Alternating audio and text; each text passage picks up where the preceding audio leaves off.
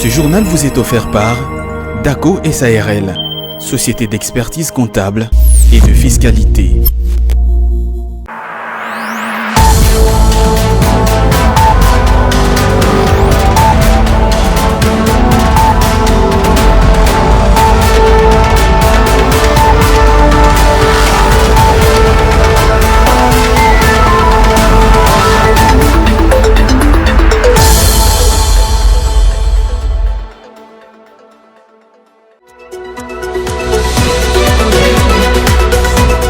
Il n'y aura pas de perturbations dans la fourniture des carburants sur l'ensemble du territoire national. C'est le gouvernement de la République qui l'affirme après un accord avec les pétroliers et les banquiers.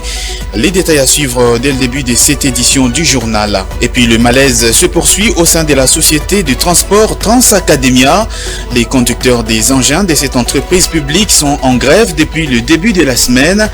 Dans ce journal, vous verrez que la situation a un impact sérieux sur la mobilité des étudiants. Enfin, élection 2023, la mission d'évaluation préélectorale du Conseil consultatif de la SADC a bouclé son travail en RDC par une note positive. Cette mission se dit impatiente de revenir avec une mission d'observation électorale en décembre prochain.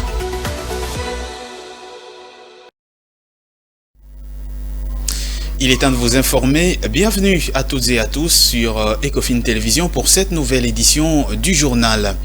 Harmoniser les vues et faire une mise au point sur la situation qui prévaut actuellement dans le secteur pétrolier était au centre de la rencontre convoquée par le Premier ministre Jean-Michel Sama Lukonde le mardi 17 octobre.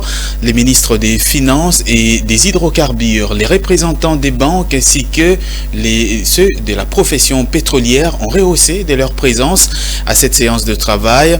Faisant office de porte-parole, Nicolas Kazadi a, au sortir de l'audience, rassuré qu'il n'y aura pas de perturbations dans la distribution des produits pétroliers. Il était question au cours de cette rencontre de grande importance pour le chef du gouvernement d'harmoniser les vues et faire une mise au point sur la situation qui prévaut dans le secteur pétrolier, notamment la problématique du paiement des manques à gagner que le gouvernement doit aux pétroliers pour parer à toute perturbation dans l'approvisionnement. Au sortir de l'audience, l'heure accordée par le chef de l'exécutif congolais, Nicolas Kazadi, faisant office de porte-parole de cette délégation, a donné des assurances concernant la poursuite des activités dans l'approvisionnement du pétrole. La réunion avait pour objectif de harmoniser les points de vue pour finaliser l'accord intervenu entre le gouvernement, la profession pétrolière et les banques. Il s'agit du refinancement d'une partie du manque à gagner dû par le gouvernement aux pétroliers. Et donc nous avons fait les derniers réglages et nous pensons que dans les tout prochains jours, nous allons procéder à la finalisation complète de cet accord. Et donc l'important était de rassurer toutes les parties et rassurer le public sur le fait que la question du paiement des manques à gagner est correctement gérée et que donc il n'y aura aucune perturbation dans l'approvisionnement en produits pétroliers. Notons que cette réunion intervient quelques jours après l'annonce d'une probable perturbation dans la distribution des produits pétroliers dans la partie ouest du pays par les groupements professionnels des distributeurs des produits pétroliers. Et de son côté, le vice-premier ministre en charge de l'économie nationale, Vital Kamerhe, et le ministre de l'Industrie, Julien Paluku, séjournent depuis le lundi 16 octobre à Londres, au Royaume-Uni, où ils participent depuis ce mardi 17 octobre au forum sur le commerce et l'investissement entre le Royaume-Uni et l'Afrique occidentale et centrale francophone. Plus de détails dans ce commentaire de Fulgence Milaï. Durant 2 jours, 2 délégations de 7 pays africains se sont joints aux principales entreprises et investisseurs britanniques, ainsi qu'aux officiels du gouvernement anglais, pour faire progresser le partenariat qui favorise la croissance économique et l'emploi.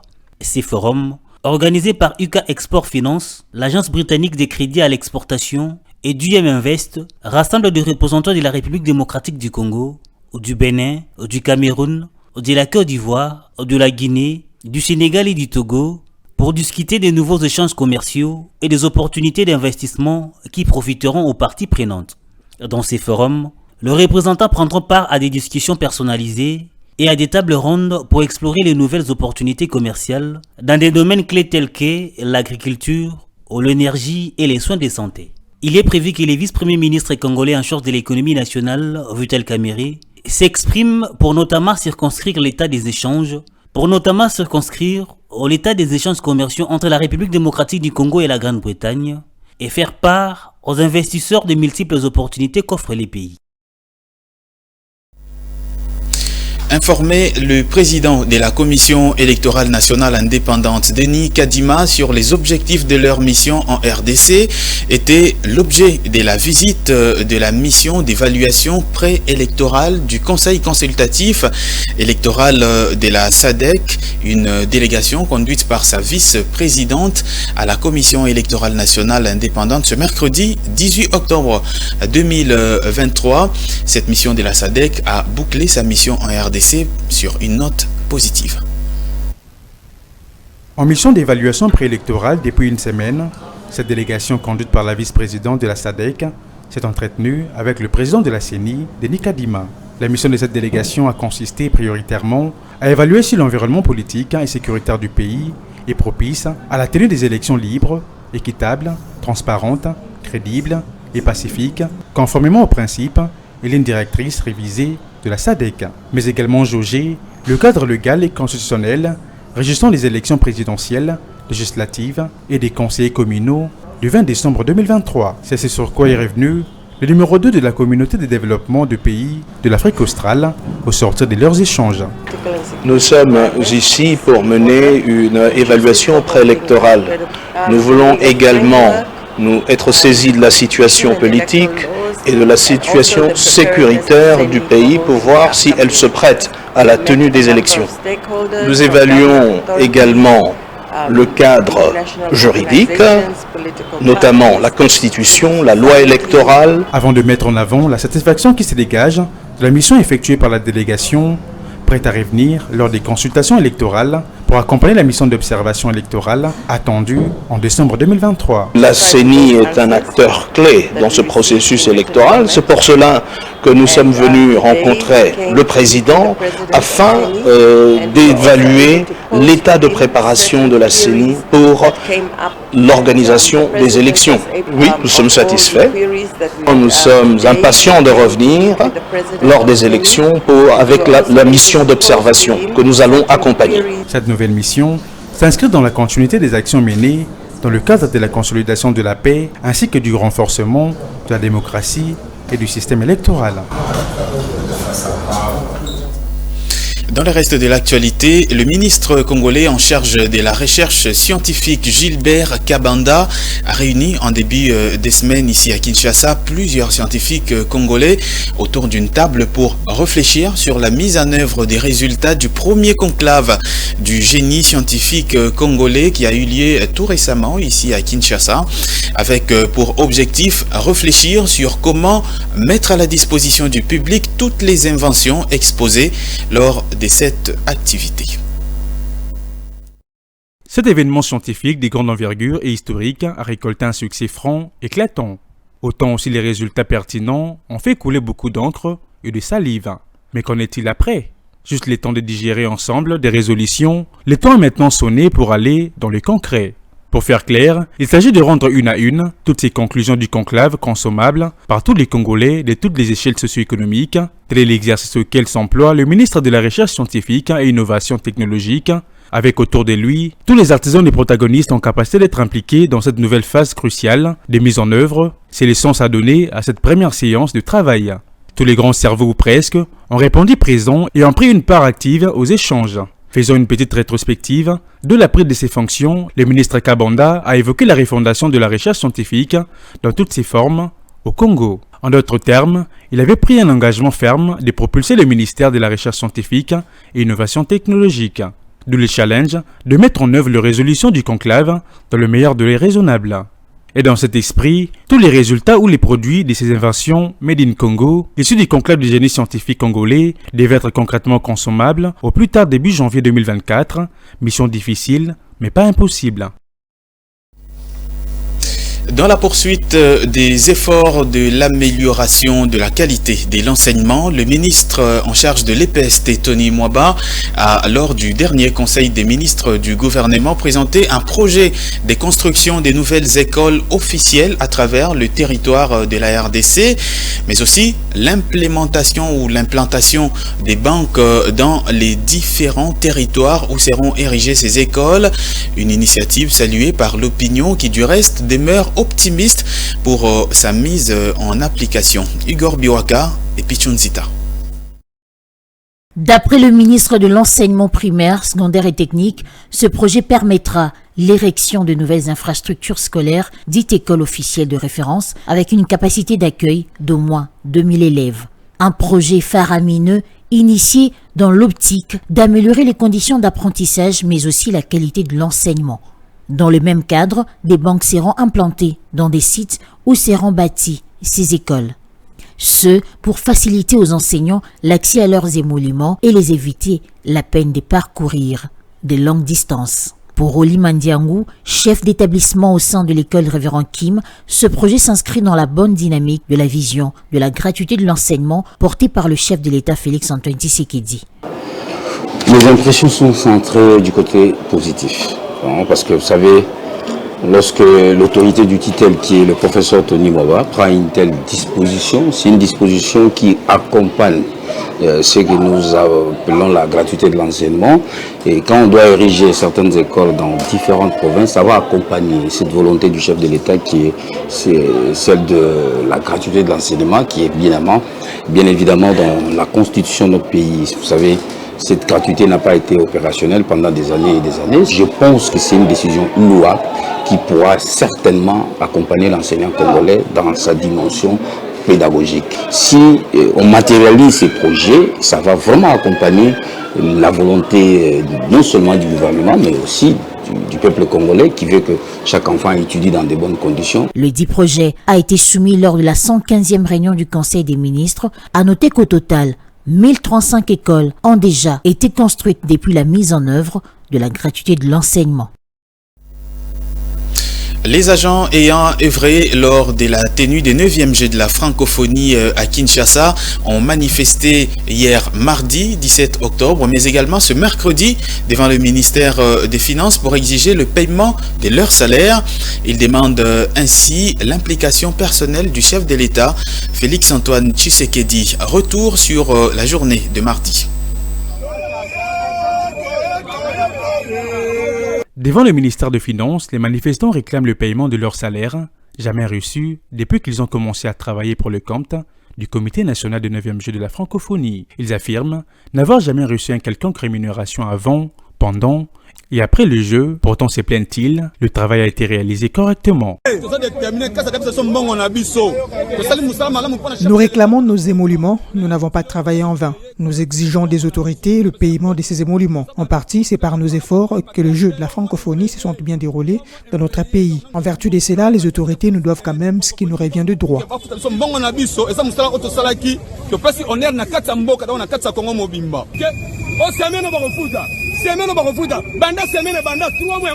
Nous nous sommes lassés de leurs promesses irréalisables. 3 mois déjà, depuis qu'ils ont commencé à nous promettre. Mais rien de concret ne s'est fait. Nous avons travaillé avec amour, le fruit de notre travail a été vu et apprécié par tout le monde. Nous n'arrivons toujours pas à comprendre pourquoi ces autorités refusent de nous donner nos émoluments. Ils appellent à l'implication personnelle du président de la République afin que leur situation soit débloquée. Je l'ai annoncé dans le sommaire de ce journal, le malaise se poursuit au sein de la société du transport Trans-Academia. Depuis le début de la semaine, les conducteurs des engins de cette entreprise du portefeuille de l'État sont en grève. Une situation qui impacte sérieusement et négativement la mobilité des étudiants dans la capitale. À moins d'une année d'existence, la société des transports Trans-Academia vit déjà ses premiers déboires. Une situation qui déplaît la communauté estudiantine, l'unique bénéficiaire de bus de cette entreprise. Selon certaines indiscrétions, cet arrêt momentané des activités au sein des Trans-Academia fait suite au non-paiement des agents de cette société. Dans l'entretemps, la mobilité des étudiants souscrivant au service de Trans-Academia est perturbée. Abordés sur la question, ils exigent d'urgence la reprise des activités de Trans Academia. Ils doivent trouver une solution très vite. Parce qu'avec le transport de Kinshasa, ces derniers temps ici, avec le système LMD, ça ne nous permet pas vraiment d'être à l'heure. Mais avec le Trans Academia, ça nous a facilité d'abord. Une journée d'abord, c'est à 1000 francs, aller comme retour. Et 3 jours, c'est à 2500, aller comme retour. Et un mois, c'est abordable et c'est 26 000. Une semaine de course, aller comme retour, c'est à 5000 francs. Il y a une part de responsabilité côté du ministère parce que c'est inadmissible que nous puissions acheter des cartes ici à au moins 5000 francs. Puis à part l'achat de cartes, on doit aussi payer les frais d'abonnement. Il y a des gens qui avaient payé les frais d'abonnement pour un mois, mais là, ça fait déjà une semaine qu'ils n'ont pas accédé à des bus. C'est vraiment regrettable et c'est là nous voulons que les ministères et les autorités morales puissent chercher une solution à cela. En ces temps, nous sommes en difficulté parce que vous voyez que nous sommes déjà dans les examens, dans notre période des examens. Pour arriver ici, c'est vraiment catastrophique. On a un manque de transport, on a un manque de bus. Parce que moi qui quitte par exemple le pompage, arriver, je dois prendre une moto jusqu'à magasin, je prends encore moto. Je dépense à peu près 5000 aller, 5000 retours. Et ça c'est une somme exorbitante. Notons au passage que depuis l'avènement de cette entreprise, la mobilité des étudiants a été rendue plus facile, ce qui correspond à l'objectif pour lequel cette entreprise a été créée. Restons toujours dans le secteur des transports. Suspendu depuis des lustres déjà, la délivrance des permis de construire s'avère pour les conducteurs de Kinshasa indispensable afin d'éviter, estime-t-il, certaines bévues qui sont observées sur les grandes artères de la ville. Ils ont par conséquent demandé aux autorités de relancer le plus tôt que possible ce processus et au cas précis de proposer un prix qui soit abordable pour les citoyens lambda. Philo Chiloba et Joe Manana. Le permis de conduire n'est plus disponible sur toute l'étendue du territoire national depuis plusieurs années. Pourtant, les autorités du secteur des transports avaient rassuré de la reprise de la délivrance de ce document. Des assurances qui jusqu'à ces jours ne sont pas encore matérialisées. Selon certaines indiscrétions, ces documents devraient être numérisés, autrement dit, ces permis devraient devenir biométriques. C'est ce qui expliquerait cette suspension. Une décision à la base, selon certains conducteurs, de plusieurs désordres dans les secteurs du transport. Normalement, on a le droit de circuler avec son véhicule sur la route et que celui qui a son permis de conduire. Même si nous avons besoin de la relance de ces processus de délivrance de ces documents, nous n'accepterons pas que l'on nous délivre de passeports autres que ceux biométriques nous promis depuis des lustres. Malheureusement, certains agents de circulation routière nous exigent d'exhiber nos permis, sachant pertinemment que nous ne les avons pas. Ils insistent quand même que nous puissions exhiber les anciens permis.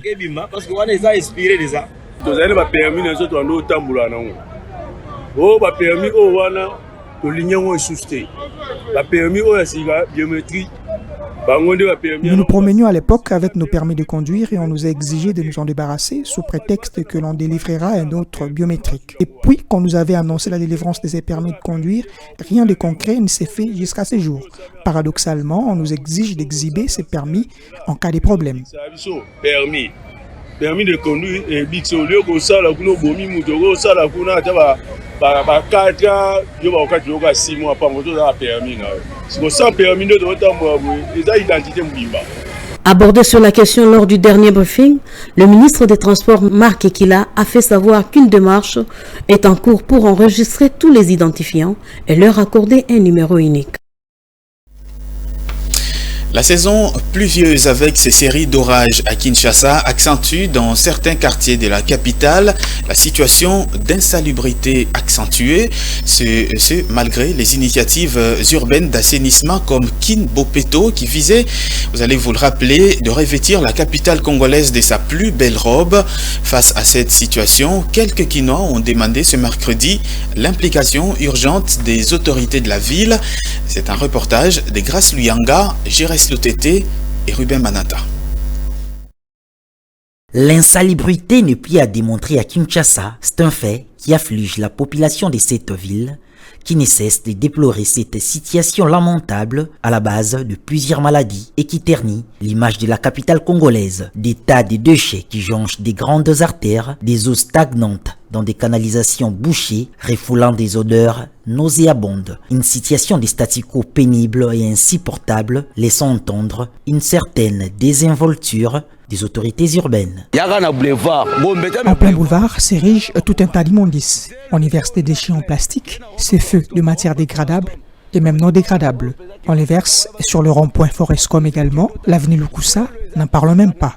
Et le parsemé des déchets qui dégagent une puanteur insupportable. L'implication des autorités sur cette grande problématique s'avère indispensable. Même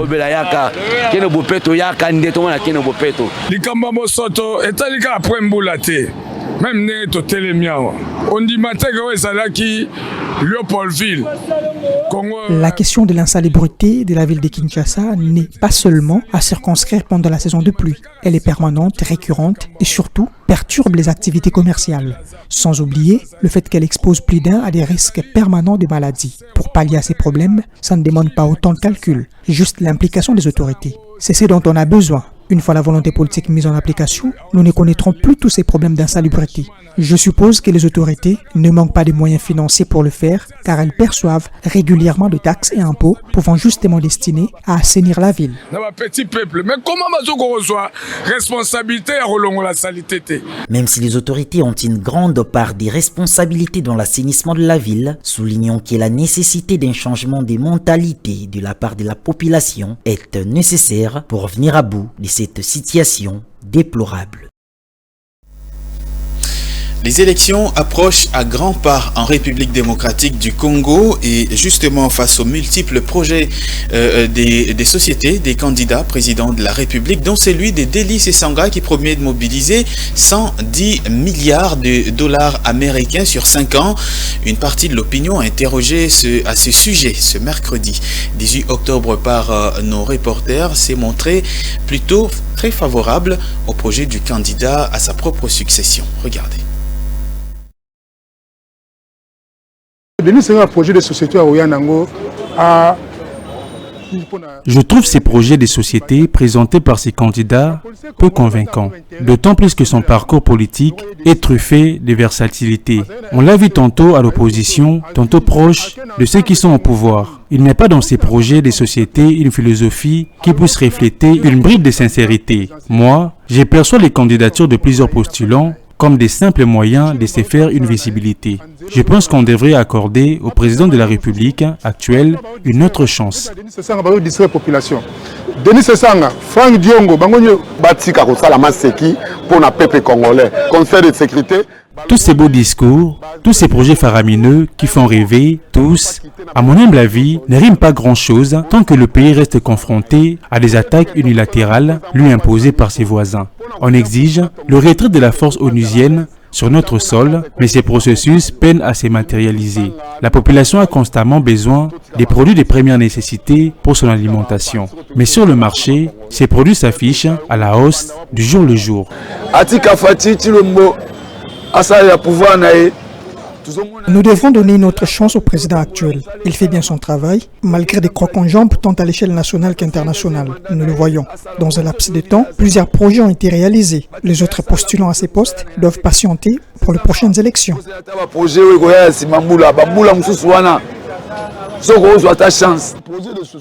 Franchement, je ne suis pas contre son projet de société. Mais je trouve que notre pays a encore amplement besoin du président actuel. Au regard de sa volonté à développer ces pays. Ce n'est que par la suite que nous aurons besoin d'autres personnalités politiques autant visionnaires que l'actuel président à ses postes. La revue de presse, c'est tout de suite et maintenant et c'est avec Jonathan Bakeli.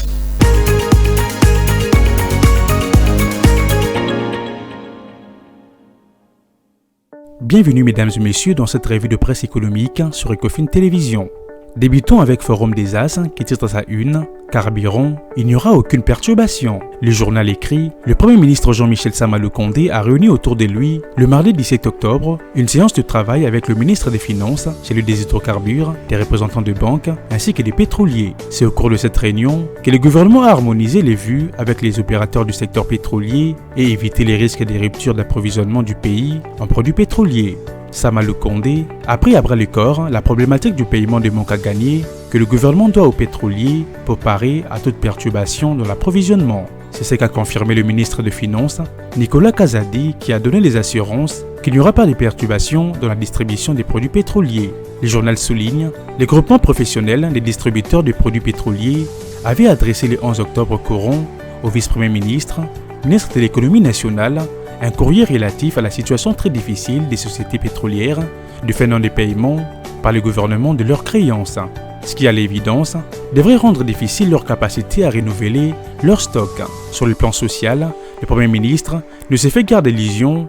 Il sait que des perturbations dans ces secteurs présentent un risque direct sur le prix des produits alimentaires ainsi que sur le coût des transports. Le confrère poursuit, il était donc dans l'intérêt du gouvernement de convaincre les banques commerciales concernées par cette question des procédés au décaissement de fonds requis en vue d'effectuer les paiements au titre de pertes et manques à gagner qui en découlent. Ainsi donc, si l'on croit le ministre des Finances, l'exécutif a réussi à apaiser les pétroliers car toutes les dispositions sont prises pour que les banques s'exécutent dans un bref délai afin que la situation se normalise.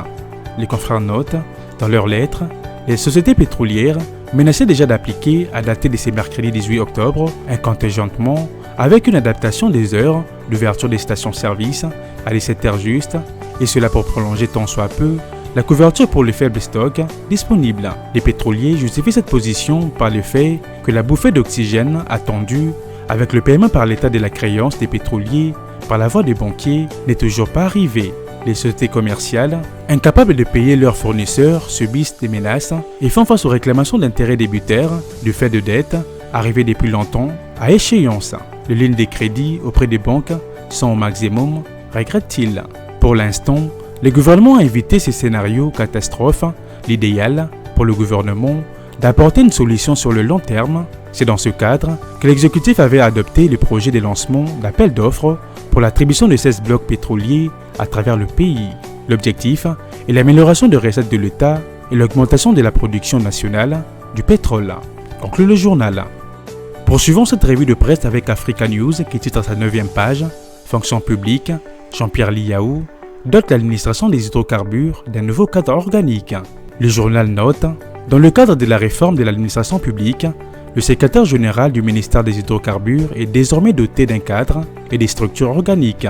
C'est le vice-premier ministre en charge de la fonction publique Jean-Pierre Liaou qui a remis cet outil moderne de gestion, de communication et d'évaluation au ministre des hydrocarbures Didier Boudimbo en présence des secrétaires généraux de la fonction publique et des hydrocarbures ainsi que des experts des deux ministères. À cette occasion, souligne le journal, le VPM Jean-Pierre Liaou a invité les ministres des hydrocarbures à ne pas dépasser les plafonds arrêtés par le cadre organique. Satisfait par la signature, le ministre Didier Boudimbo a fait savoir que ce cadre organique va renforcer le travail qui s'effectue au niveau de son ministère. Le confrère poursuit, le cadre et les structures organiques définissent clairement les responsabilités des uns et des autres pour permettre au ministère des hydrocarbures de jouer pleinement son rôle dans les efforts de développement socio-économique de la République démocratique du Congo. Cet instrument de gestion élaboré en commission mixte par les experts de la fonction publique et des hydrocarbures est destiné à servir des boussoles dans la transformation du mode de gestion des ressources humaines du secrétariat général des hydrocarbures. Il va également servir d'outil de référence pour satisfaire aux impératifs de la maîtrise des effectifs et de la masse salariale. Le ministère des hydrocarbures s'est engagé à respecter scrupuleusement le plafond d'emploi arrêté, à se conformer au cadre juridique régissant les recrutements et la gestion des ressources humaines de l'État et à s'aligner sur les objectifs liés à la mise en œuvre de la réforme et de la modernisation de l'administration publique. Conclut le journal. Fin de cette revue de presse économique sur Ecofin Télévision, mesdames et messieurs. Merci de votre attention.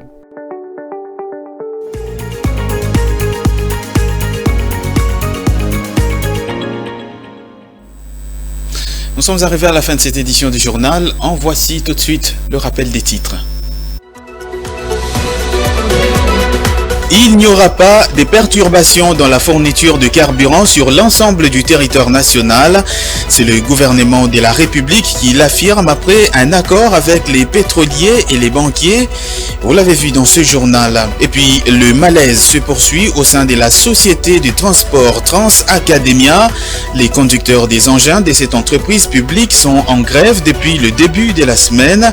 Dans ce journal, vous avez vu que la situation a un impact sérieux sur la la mobilité des étudiants. Enfin, élection 2023, la mission d'évaluation préélectorale du Conseil consultatif de la SADC a bouclé son travail en RDC par une note positive.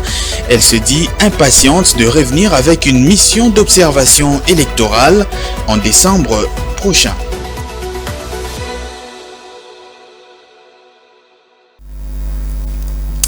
Fin complète de cette édition du journal sur votre télévision. Merci à toutes et à tous de l'avoir suivi et merci de rester fidèles au programme de Ecofin Télévision.